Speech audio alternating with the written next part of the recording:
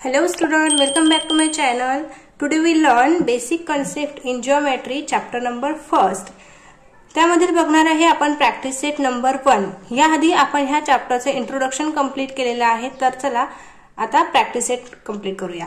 First आहे look at the figure along side and name the following.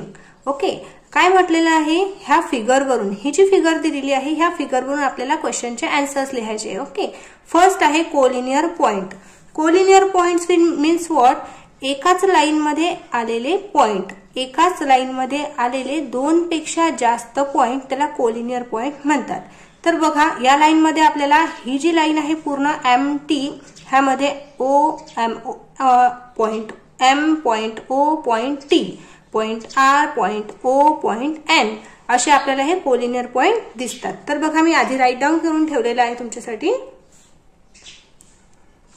Point M point O point T हे एका line मधले आहेत. Second आहे point R point O point N हे second line मधले. Okay, तुम्हाला असेच राईट करायचे ह्याचे आन्सर. नेक्स्ट आहे रे. रे मीन्स काय? तर रे मीन्स एकाच ओरिजिन पासून निघालेले जे किरणस असतात त्याला आपण रे म्हणतो. आपण इंट्रोडक्शन मध्ये सनचं एक्झाम्पल बघितलं होतं. बघा सन मधून कसे रेज ओरिजिन होतात, म्हणजे सन काय आहे? हा ओरिजिन आहे त्या रेजचा. मग इथे हा काय आहे? ओरिजिन. या ओरिजिन पासून निघालेले हे जे पूर्ण लाईन्स दिसतात आपल्याला हे काय आहेत? रेज आहेत. मग चला राईट डाऊन करायचं आहे. Ray O P rays O N rays O T rays O S ray O R ray O M. Okay, next आहे line segment. Line segment means काय की रेषाखंड. जिथून रेषा ही खंडित झालेली आहे आपल्याला पॉइंटने डिनोटेड केलेलं असते की ही रेषा फक्त इथपर्यंतच जाणार आहे, याच्या पुढे जाणार नाही. म्हणजेच काय, इथे बघा पॉइंट दिलेले आहे आपल्याला ऑल लाईन्स वरती. तर segment M T, segment R N, segment O T, segment O N, segment O T, segment O S, segment O R and segment O M. बघा इथे आपण राईट डाऊन केलेलं आहे ऍज इट इज. इथली बघून इथे आपण राईट डाऊन केलेले आहे. नेक्स्ट बघा लाईन. लाईन मीन्स काय की पूर्ण रेषा. लाईन मीन्स काय? एक कम्प्लीट लाईन या डायग्राम मध्ये आपल्याला कोणती दिसते की त्याला आपल्याला काय करायचंय? दोन्हीकडून एरो बघायचे आहे की लाईनला दोन्हीकडून एरो आहेत का. आता हे एक्झाम्पल बघा तुम्ही. याच्यावरती आपल्याला पी आणि ओ, या ओ पासून निघालेली जी ही लाईन आहे ह्याला इकडे एरो आहे का? नाही. हे तर ओरिजिन आहे. इथून निघून इथे स्टॉप झालेले म्हणजे इकडे फॉरवर्ड होत आहे. हा काय आहे? रे. मग इथे आपल्याला बघू शकता ही जी एक लाईन आहे पूर्ण एम टी ही काय आहे? लाईन आहे या फिगर मधली. आणि आर एन ही एक लाईन आहे. या फिगर मध्ये किती लाईन्स आहे? ओनली 2 लाईन्स आहेत. मग राईट डाऊन काय केलेलं आहे आपण? Line M and line R N, sorry line M N, sorry T पाहिजे. कोणत्या लाईन्स घेतलेल्या आहे आता आपण इथे? एम टी एक लाईन आणि सेकंड आहे आर एन दुसरी लाईन. मग इथे आपण as it is line M T line R N असं राईट डाऊन केलेलं आहे. तर नेक्स्ट बघा question number 2. Right the different name of the line. ह्या लाईनच्या आपल्याला डिफरंट नेम्स लिहायचे आहे, वेगवेगळे नाव लिहायचे. बघा एक पूर्ण लाईन दिलेली आहे त्याच्यावरती आपल्याला पॉइंट्स दिलेले आहेत. Okay, A B C D हे जे पॉइंट्स दिलेले आहे या पॉइंट्स मधून आपल्याला लाईनचे डिफरंट नेम तयार करूया. लाईन ए बी म्हणजे इथपर्यंत एक लाईन आहे. ह्या मोठ्या लाईन मधली एक छोटी लाईन मी काढून तयार केली म्हणजे काय झाली? A B. नंतर लाईन ए सी, इथून लाईन ए डी झाली इथपर्यंत. नंतर बी सी एवढी लाईन. नंतर बी डी इथून इथपर्यंत. नंतर लाईन सी डी. असे आपण 6 वेनी याचे काय लिहू शकतो? नाव लिहू शकतो. नेक्स्ट आहे मॅच द पेअर.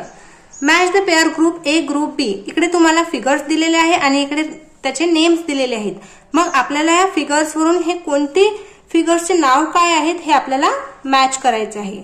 तर बघा हा जो पार्ट आहे टोटल मॅच द पेअरचा हा इंट्रोडक्शन मध्ये आपण पूर्ण घेतलेला आहे. तर त्यासाठी तुम्ही आधी इंट्रोडक्शन व्हिडिओ बघू शकता, नंतर तुम्हाला हे डिटेलमध्ये कळेल. तसं मी आता तुम्हाला सांगतेस. बघा ही काय दिसते आपल्याला? एरो दिसतात इथं.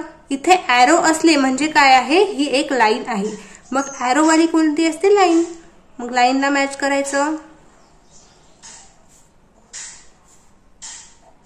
ओके, नेक्स्ट आहे बघा, इथे एक पॉइंट आहे, इथे एक पॉइंट आहे. इथे पॉइंट आहे ना लाईनच्या दोन्ही, ही जी आहे ही काय आहे, लाईन सेगमेंट. दोन्ही बाजूला पॉइंट असले म्हणजे काय असते, लाईन सेगमेंट असते. चला लाईन सेगमेंटला मॅच करूया. ओके, नेक्स्ट आहे बघा, एक आपल्याला एक सरफेस दिलेला आहे बघा. इथे पूर्ण सरफेस, फ्लॅट सरफेस दिसतो ना, हा फ्लॅट सरफेस म्हणजे काय असतो, प्लेन असतो. तर फ्लॅट सरफेसला काय म्हणायचं, प्लेन. जिथे पण फ्लॅट सरफेसची आपल्याला डायग्राम दिलेली असली तो काय असतो, प्लेन. मग याला प्लेनला मॅच करायचं. नेक्स्ट बघा, हा काय आहे, इथून एक पॉइंट दिलेला आहे आणि एका साइडला एरो दिलेला आहे. जिथेही एका साइडला पॉइंट आणि दुसऱ्या साइडला एरो असला म्हणजे तो काय असतो, रे असतो. म्हणजे हा इथून ओरिजिन होऊन पुढे पुढे फॉरवर्ड होताना दिसतंय. एरोचं मिनिंग काय असते, ते समोर समोर फॉरवर्ड होते ती लाईन. म्हणून इथून ओरिजिन मधून समोर पुढे जाते म्हणजे हा रे. मग रेला मॅच करूया.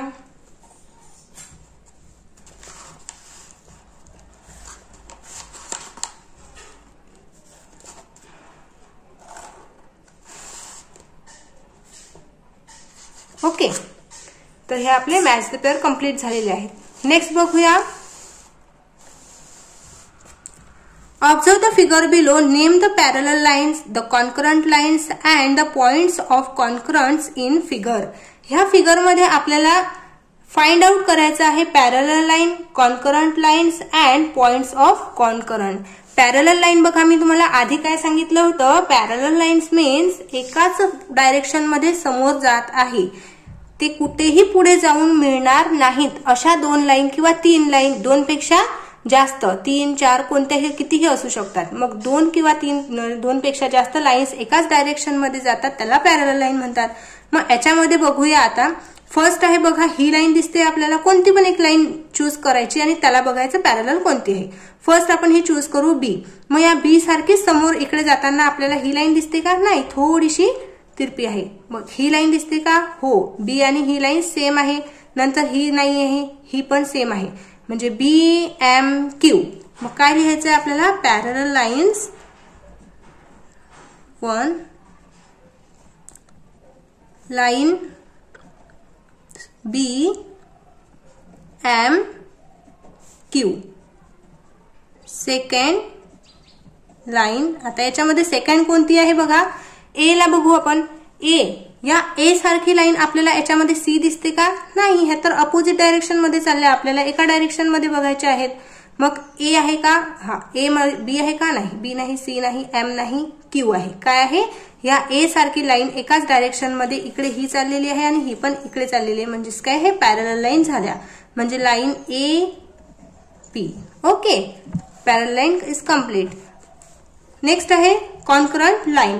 कॉन्करंट लाईन मीन्स काय की एकामेकातून मधून गेलेल्या, आणि जसं इंटरसेक्टिंग लाईनही आपण म्हणू शकतो त्याला. ओके, कॉन्करंट लाईन्स मीन्स एकामेकातून गेलेल्या. तर कोणत्या कोणत्या लाईन्स आहे एकमेकातून गेलेल्या आहेत त्या. फर्स्ट आहे बघा लाईन ए बी सी, ह्या तिन्ही अशा एकमेकातून गेलेल्या आहेत. मग लिहायचं line A B C. Second आहे बघा लाईन, आता इथे बघा कोणती घ्यायची आहे आपल्याला, P Q. Line P Q. Okay, तर ह्या झाल्या आपल्या कॉन्करंट लाईन. ओके, तर आता बघा याच्यामध्ये आणखी एक लाईन आहे ए डी. ए डी कसं काय, तर ही एक लाईन आहे ना, ए आणि डी ही एकच लाईन आहे ना एवढी, याला नाव दिलेलं बघा ए, इथे डी दिलेला आहे. ओके, मग ह्या ए डी मधून पण गेलेल्या आहेत ना इथे लाईन्स, ए डी मधून पण गेलेले, म्हणून आपण इथं काय लिहिणार आहे, third line A D. Okay, next points of concurrent. Points means काय की जे लाईन्स आहेत एकमेकांच्या मधून गेलेल्या, इंटरसेक्ट केलेल्या आहे, त्या कोणत्या पॉइंटला इंटरसेक्ट केलेल्या आहे, कॉन्करंट कोणत्या पॉइंटला झालेले आहे, तो पॉइंट लिहायचा आहे सिम्पली आपल्याला इकडे. मग काय लिहायचं, point A. First point A, second बघा इथे ए तर आहेच, नंतर सेकंड आहे डी, पॉइंट डी. आता बघा ए आणि डी, ए आणि डीच का, सी का नाही? बिकॉज याच्यामधून फक्त एकच लाईन गेलेली आहे, याच्यातून कॉन्करंट झालेली आहे का नाही? याच्यामध्ये दोन किंवा दोनपेक्षा जास्त लाईन्स एकमेकातून आपल्याला गेलेल्या पाहिजे, तेव्हाच तो कॉन्करंट पॉइंट्स होतो. ओके, तर हा आहे आपला प्रॅक्टिस सेट नंबर 1. तर हा प्रॅक्टिस सेट आपला आता कंप्लीट झालेला आहे. भेटूया नेक्स्ट व्हिडिओमध्ये, तोपर्यंत बाय.